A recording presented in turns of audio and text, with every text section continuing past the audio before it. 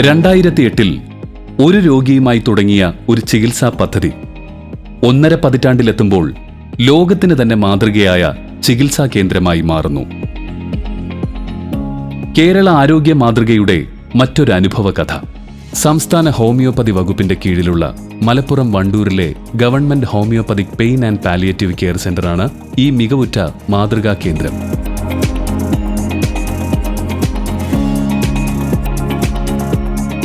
2008 വളരെ ലളിതമായി തുടങ്ങിയ പദ്ധതി 5 വർഷം കൊണ്ട് ഫലപ്രദമായ ചികിത്സയും പരിചരണവും എന്ന പേരെടുത്ത് ഒരു ആശുപത്രി രൂപത്തിലേക്ക് മാറി.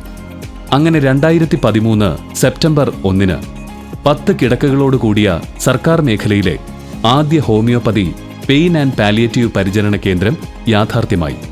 ഇന്ത്യയിലെ തന്നെ ഇത്തരത്തിലുള്ള ആദ്യ പൊതുമേഖല ഹോമിയോ പെയിൻ ആൻഡ് പാലിയേറ്റീവ് സെന്ററായിരുന്നു ഇത്.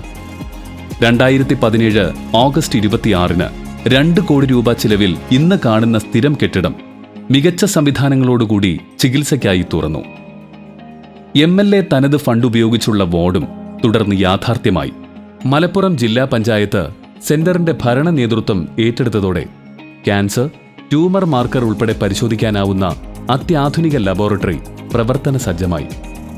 ലാബ്, ട്രയാജ്, ICU എന്നിങ്ങനെയുള്ള ഡിപ്പാർട്ട്മെന്റുകളെ ബന്ധിപ്പിക്കുന്ന കമ്പ്യൂട്ടറൈസ്ഡ് നെറ്റ്വർക്ക് പ്രവർത്തനങ്ങൾ കൂടുതൽ ലളിതവും വേഗത്തിലുള്ളതുമാക്കുന്നു. ഫിസിയോതെറാപ്പി, കിടപ്പ് രോഗികൾക്കുള്ള ഭക്ഷണം, ആംബുലൻസ്, വീടുകളിലെത്തിയുള്ള സാന്ത്വന പരിചരണം എന്നിങ്ങനെ നീളുന്നു സെന്ററിന്റെ മറ്റ് സൗകര്യങ്ങൾ. വിദൂര സ്ഥലങ്ങളിലുള്ള രോഗികൾക്കായി ആഴ്ചയിൽ 2 ദിവസം ഓൺലൈൻ കൺസൾട്ടിംഗ് ഉണ്ട്. മരുന്നുകൾ തപാൽ വഴി എത്തിച്ചു കൊടുക്കും. പൂർണ്ണമായും ഇത്തരം സൗജന്യ പെയിൻ ആൻഡ് പാലിയേറ്റീവ് ചികിത്സ ലഭ്യമാക്കുന്ന വണ്ടൂർ government homeopathic pain and palliative care centre ഇനിയുമേറെ മികച്ച സൗകര്യങ്ങളിലേക്ക് വളരുകയാണ്. ജില്ലാ പഞ്ചായത്ത് ഫണ്ടിൽ നിന്നും 1 കോടി രൂപ ചെലവിൽ നിർമ്മിക്കുന്ന പുതിയ വാർഡിൽ ക്യാൻസർ രോഗികൾക്കായുള്ള പ്രത്യേക സജ്ജീകരണങ്ങളോടുകൂടിയ മുറികൾ, ഐസൊലേഷൻ വാർഡ് എന്നിവയുണ്ടാകും. 50 ലക്ഷം രൂപ ചെലവിലുള്ള ലിഫ്റ്റ് സൗകര്യവും ഒപ്പം പൂർത്തിയാകും.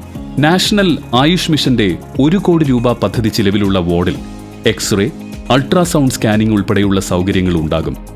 നിലവിൽ OP സൗകര്യം, 16 കിടക്കകളുള്ള കിടത്തി ചികിത്സ, സാന്ത്വന പരിചരണം എന്നിങ്ങനെയായി 4 വിഭാഗങ്ങളാണുള്ളത്. Medical oncology, gynaecology oncology, paediatric oncology, palliative oncology എന്നിങ്ങനെയാണ് 4 ഡിപ്പാർട്ട്മെന്റുകൾ.